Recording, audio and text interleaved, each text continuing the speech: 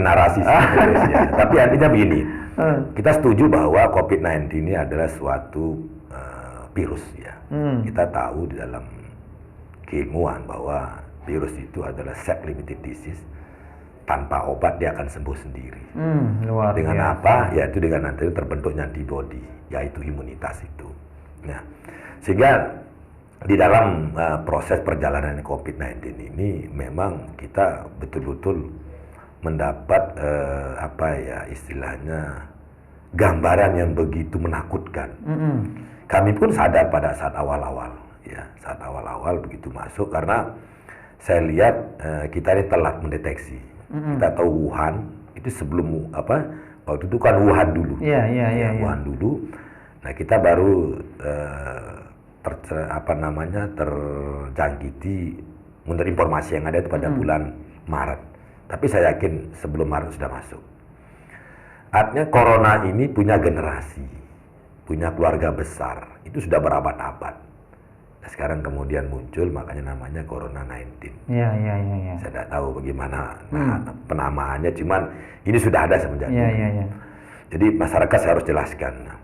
Namanya virus tadi adalah self-limited. Jadi di dalam rasa kenyamanan ya, bahagia, makanya saya bilang dalam tulisan itu yang akan menyebabkan seseorang itu menjadi percaya diri, punya keyakinan untuk menerima ini dengan lapang dada, gitu loh. Satu hal mungkin barangkali yang saya harus sampaikan bahwa tidak ada itu yang meninggal akibat COVID. Masya Allah. Yang meninggal itu adalah memang penyakit-penyakit ya ada para orang yang punya komorbid. Ya, artinya memang dia punya penyakit penyerta. Penyakit bawaan. Iya. Ya. Saya sudah 3 bulan menangani. Cuman ini ya yang di satu sisi memang Tiang salut, bangga dengan statement Pelunggu. Tapi di sisi lain Tiang merasa ini kok terlambat gitu.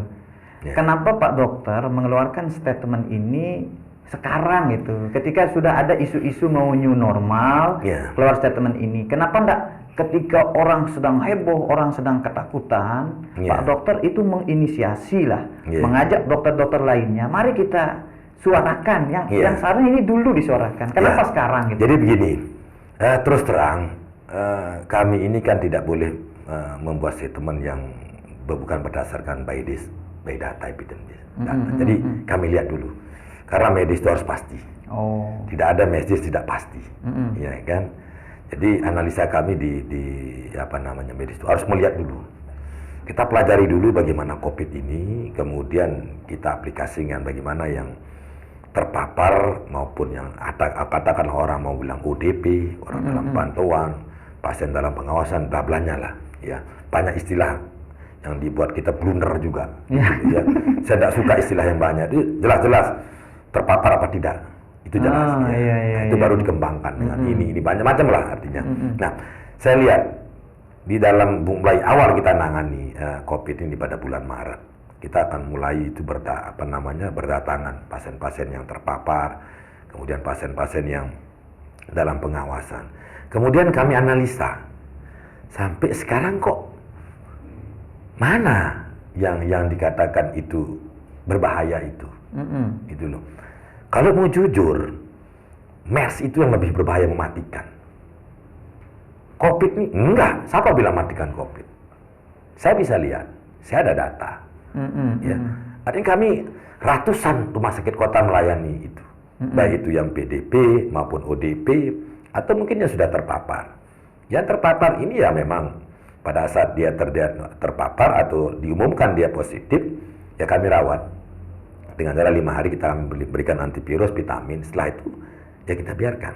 Nah, artinya saya sebagai seorang dokter, ya kita akan ajak berbicara ilmiah. Ya artinya sesuatu penyebab virus itu memang antibody, ya imun yang menyebabkan kita semua akan sembuh. Kalaupun terpapar, udah nanti di hari ke-7 itu body itu mengeluarkan antibody.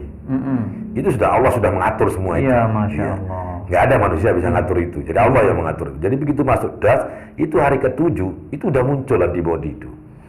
Sehingga nanti pada hari ke-14, kenapa 14 hari, disitulah dia akan lepas semuanya karena antibody yang kan mengeluarkan dia dari tubuh itu kalau katakanlah mau virus A, B, C, D. Kalau sekarang mungkin yang lagi heboh COVID-19 ini, virus purinan ini. Nah, sehingga pada saat itu setelah hari 14 itu ada namanya sel memori di dalam tubuh kita itu. Mencatat itu.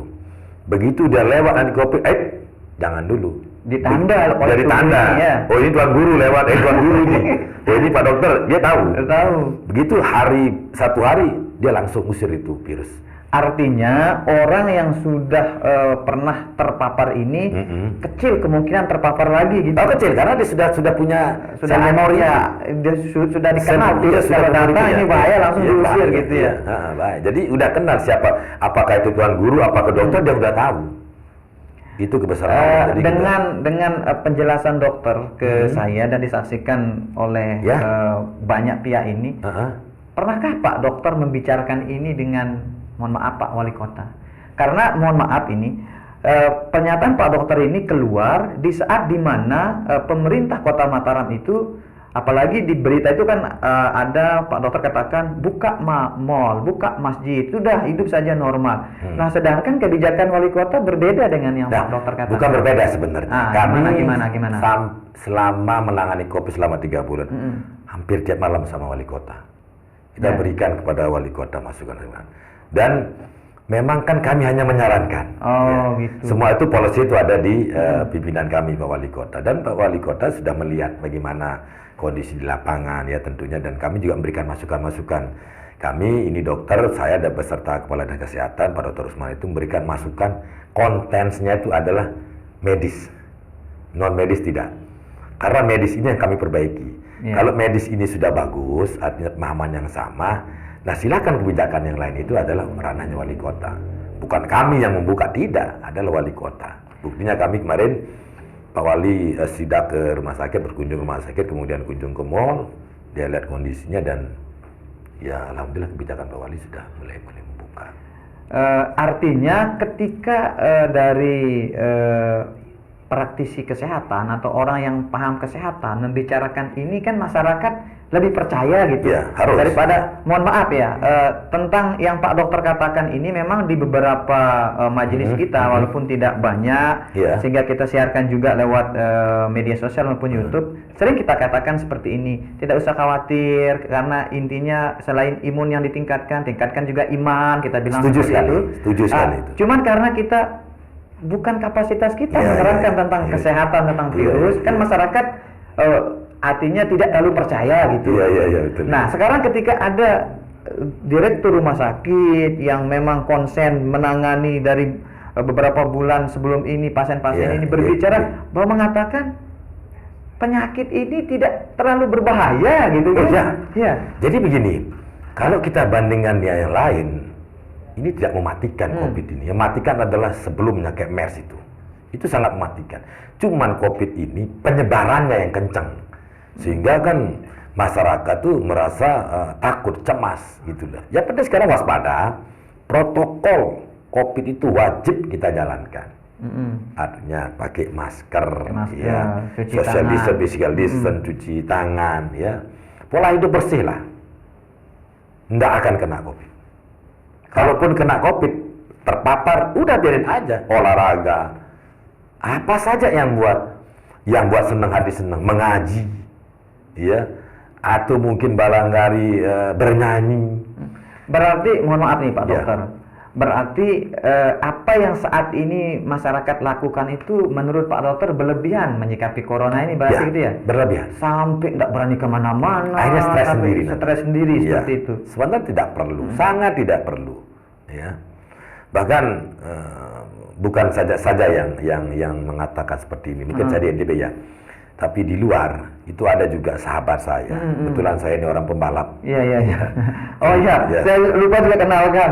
Beliau ini drag ya. Masya Allah. Luar biasa. Dan ini direktur rumah sakit milenial bener ini. Kebetulan juga di Jawa itu ada rumah sakit, direktur rumah sakit Tulungagung itu juga senior saya, seorang pembalap juga. Sama statement kita. Artinya kita tidak ingin melihat ini terlalu berkepanjangan. Kecemasan yang berkepanjangan yang akan berdampak kepada sosial ekonomi. Kita itu bisa memberikan informasi, edukasi orang stay at home iya, tapi jangan kemudian terus-terusan. Kita juga butuh makan, gitu loh ya. Iya. Butuh beradaptasi, bahwa kita nih makhluk hidup ini harus survive dan harus mampu beradaptasi, itu kuncinya. Key-nya di situ. Jadi silahkan aja, inak-inak pedagang silahkan, tapi atur jarak, protokol itu jelas, pakai masker dan sebagainya. Kalau kena, nggak usah khawatir. Nggak usah, tenang. Mungkin ini Tuan Guru, apalagi Pelunggu jadi Tuan Guru yang artinya sangat dekat dengan masyarakat, stigma ini kita buang. Jauh-jauh stigma ini. Jadi, di narak ceritain COVID ini akan menjadi aib. Lebih berbahaya masalah tuberkulosa, TBC itu jauh lebih mematikan. Kasusnya banyak, tapi kita tidak pernah ribut. Kenapa COVID ini, yang jelas-jelas, saya belum menemukan. Saya merawat COVID di RSUD Kota Mataram dari awal sampai sekarang. Belum ada yang meninggal. Berarti menurut Pak Dokter, di sini ada andil media ya? Ya. Membuat sehingga corona ini begitu menakutkan, begitu bahaya, dunia dibikin mencekam, itu berarti di sini ada andil media kan? Iya. Kira-kira untuk kita menyampaikan tadi yang apa Pak Dokter sampaikan itu, seharusnya media juga mendukung gitu ya? Kita udah bangun komunikasi sama teman-teman media. Saya pikir media kan memang itu ranahnya, pemberitaannya. Tapi setelah kita diskusi, akhirnya sekarang kan jangan kemudian kasus yang terpapar saja dimunculkan. Masyarakat juga ingin bisa selah nih. Nah benar. Nah selah nih Louis. Nah selahan ini dia banding 1:2. Yang dikhawatirkan oleh status pandemi itu adalah kematian yang luar biasa. Nah meninggal ini itu tidak COVID. Artinya begini, orang yang dikala berobat ke rumah sakit dengan status PDP atau DP itu pastikan kondisinya lemah. Nah itulah yang penyumbang-penyumbang yang meninggal. Sebenarnya begini, yang meninggal itu pada saat non-COVID, non-pandemi, nggak ada yang ribut kan. Orang meninggal di rumah sakit, ya, nggak pernah kita heboh. Tapi sekarang stigma itu dibangun supaya, yuk meninggal tuh COVID. Itu yang saya luruskan gitu loh. Itu yang saya ingin luruskan, bahwa tidak semua orang meninggal itu karena COVID, gitu loh. Ini saya bangun supaya semua jari ini lebih melihat keluar bahwa ini loh yang apa namanya yang kita nyatakan ini adalah sesungguhnya gitu loh. Gitu. Kalau di rumah sakit kota sendiri sebagai rumah sakit rujukan menangani pasien corona juga kan? Oh iya, rujukan. Datanya berapa pasien yang sudah dinyatakan positif corona yang bisa sembuh? Ini. Kalau di rumah sakit kota, supaya masyarakat tahu sekarang itu jangan dibedakan matinya. Iya, makanya yang sembuh itu 1:2 sama yang jadi yang terpapar misalnya 2, ini 200-an, yang sembuh ini 100-an. Artinya luar biasa ini. Gitu loh. Luar biasa, jadi nggak usah panik. Misal dari 10 pasien yang positif corona, itu bisa dikatakan yang sembuh 8, mati 1 atau 2? 10 itu misalnya terpapar 10, ya dia tidak menunjukkan gejala, selapuan. Sembuh semuanya. Yang meninggal itu adalah penyakit penyerta, misalnya ada diabetes, kencing manis, Di rumah sakit kota sendiri ada nggak pasien yang sudah diponis positif corona yang meninggal? Di rumah sakit kota? Ada, karena dia penyakitnya yang berat. Tapi sebenarnya bukan coronanya ya, penyakit bawaannya dia meninggal gitu. Karena bawaannya itu. Bukan karena coronanya, karena bawaannya. Karena bagaimana? Dia tuh gagal ginjal, ya, kemudian ada penyakit jantungnya, kemudian ada penyakit metabolik seperti diabetes, ada cancer. Inilah yang memberat mereka itu. Sehingga pada saat di swab muncullah hasilnya positif. Gitu loh. Tapi sebenarnya yang membuat meninggal itu memang penyakitnya, bukan karena dia corona. Iya, karena memang pada pandemi ini kemudian di swab, ya itu pasti muncul swabnya positif. Nah itulah karena positif sehingga jenazahnya diperlakukan kayak pasien gitu ya. Ya memang undang-undang. Malah pada saat pandemi begitu dengan dia meninggal, kemudian memang hasilnya positif, itu wajib. Ini sudah undang-undang yang mengatur kita di situ. Gitu loh. Ini juga nih, kadang-kadang, mohon maaf ini Pak Dokter. rumah sakit sendiri yang membuat orang menjadi takut. Ya. Apakah di Kota Mataram juga seperti itu? Itu yang saya tanyakan. Ya. Apa ada salah satu rumah sakit, kalau orang datang ke sana, apapun keluhan penyakitnya, dia pasti dimasukkan dalam pasien dalam pengawasan. Padahal Pak, saya sakit. Oh ini isolasi. Tiba-tiba makanya mencekam jadinya gitu. Nah, kira-kira kota gimana? Gini, kita di rumah sakit kota itu membagi screening. Ya.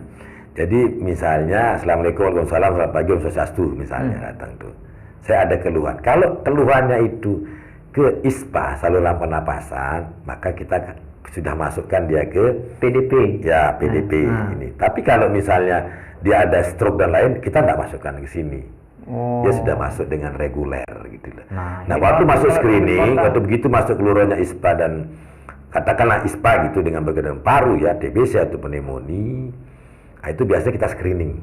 Laboratorium, periksa torak dulu, foto toraknya, kemudian baru rapid, baru swab, baru kita nyatakan bahwa ini orang yang terpapar. Tidak mudah mengatakan. Tidak semua orang datang. Tidak. PDP datang PDP kan takut jadinya orang. Ya, memang saya cuma ingin menjelaskan. Kalau kemudian pasien itu datang dengan riwayat ada penyakit TBC lama, kemudian ada pneumonia bagi anak-anak, nah ini berat. Jadi kemungkinan terpapar pasti. Nah, kemudian ini prognosanya ke belakang ini ya bisa-bisa dia kalau memang terlalu penyakitnya kronis dan memang sudah lama ya, artinya sudah lama gitu ya. Ini sebenarnya yang meninggal seperti itu. Tapi juga pasien-pasien itu yang bisa membentuk antibodi kekuatan antibodi imunnya kuat sembuh kok. Menurut Pak Dokter nih, kira-kira bisa enggak Mataram ini kita buat jadi pilot project gitu?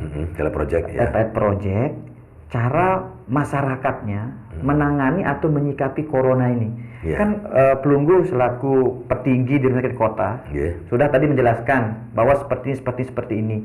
Nah, nanti mungkin dari Pak Wali Kota juga menjelaskan seperti ini. Sehingga nanti ada penanganan yang hanya kota yang bisa seperti itu dan bisa jadi percontohan gitu. Menurut Pelunggu kira-kira mungkin kan seperti itu. Jadi gini, Pak Wali sudah memiliki konsep yang saya pikir luar biasa.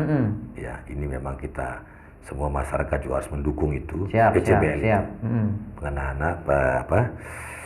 penanganan berdasarkan lingkungan. Nah, ini insya Allah nanti kita akan mengikuti arahannya Pak Wali.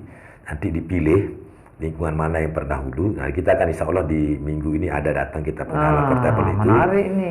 Nanti Pak Wali yang akan melaunching itu. Dan itu saya pikir menjadi role model. Luar biasa itu. Karena sudah dari tenaga kesehatan menjelaskan bahwa corona ini biasa-biasa saja kan. Apalagi apa yang kita mau takutkan lagi gitu kan. Betul, makanya. Nanti di situ Pak Wali punya konsep yang luar biasa yang PCBL ini.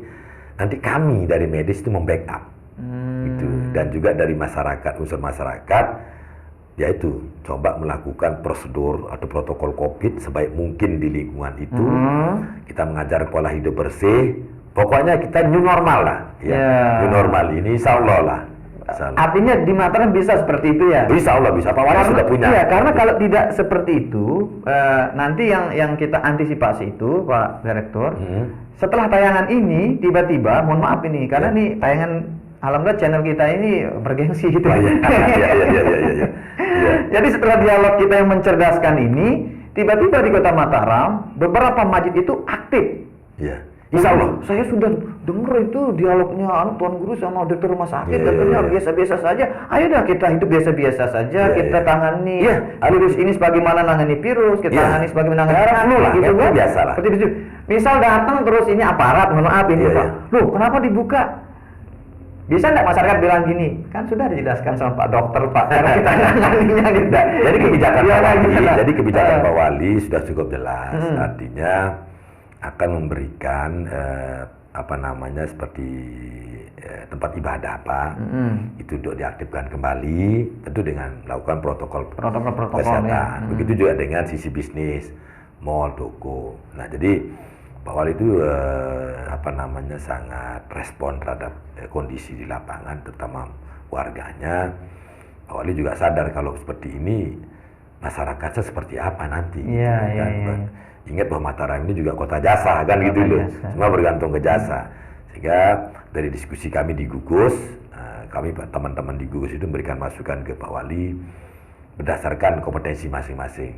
Kalau saya dengan Pak Dr. Rusman dari sisi kesehatannya, di situ ada teman-teman dari unsur yang lain, sehingga dari kesepakatan itu Pak Wali menyimpulkan ya insya Allah dalam minggu ini kita boleh berjumatan. Nah, alhamdulillah. Iya. Terakhir Pak, karena beliau ini sibuk ya. Ingin kita berlama-lama sama beliau ya, tapi beliau ada agenda setelah ini juga. Terakhir ini. Nggih. Setuju enggak Pak Dokter dengan statement WHO Iya. yang mengatakan bahwa corona tidak akan pergi dari dunia ini? Oh ya, setuju. Nah, kenapa? Kenapa? Karena kalau dia tidak pergi berarti selama ini kita akan seperti ini, kan pikir masyarakat seperti itu. Iya. Nah, kalau di corona tidak pergi-pergi berarti saya tidak jumatan-jumatan. Ah, Kalau iya, tidak iya. pergi-pergi berarti saya tidak akan Oh, pergi. iya, iya, Nah, iya. gimana kita artinya nih nggih. menjelaskannya supaya masyarakat jangan salah paham gitu. Namanya penutup yang luar biasa. Dan memang harus jelaskan yang sejelas-jelasnya. Iya. Anggap saja corona kayak COVID. Kayak apa namanya COVID ini, ya corona ini sama kayak flu. Dia tidak pernah hilang flu ini. Iya kan? Selama kita punya imun yang kuat, ya mungkin kita kalau sebelum COVID ini setahun itu bisa 3, 4, 5 kali kita kena flu. Is okay saja, tidak ada masalah. Istirahat, makan yang banyak, ya. Sembuh, Pola hidup ya. bersih sembuh. Ya begitu juga dengan COVID ini. Makanya bagaimana menjelaskan ke masyarakat Mas Tiang? Ya. Kan saya seperti ini nih gara-gara corona. Ya. Sedangkan WHO mengatakan corona tidak akan meninggalkan dunia. Sama. Ada orang mengatakan ya Allah matikan corona, ya Allah angkat corona, ya Allah hilangkan corona.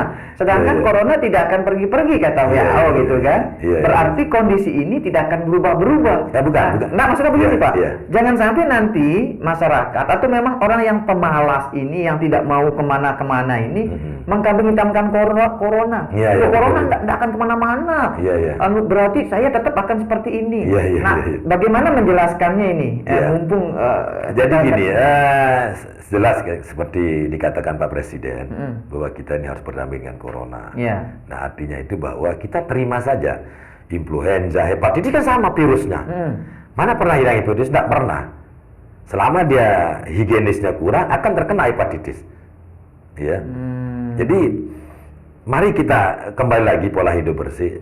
Ini saya yakin dengan adanya COVID ini banyak manfaat di belakang hari ya. Misalnya nanti kasus diare akan berkurang. Orang akan gimana sebelum makan cuci tangan.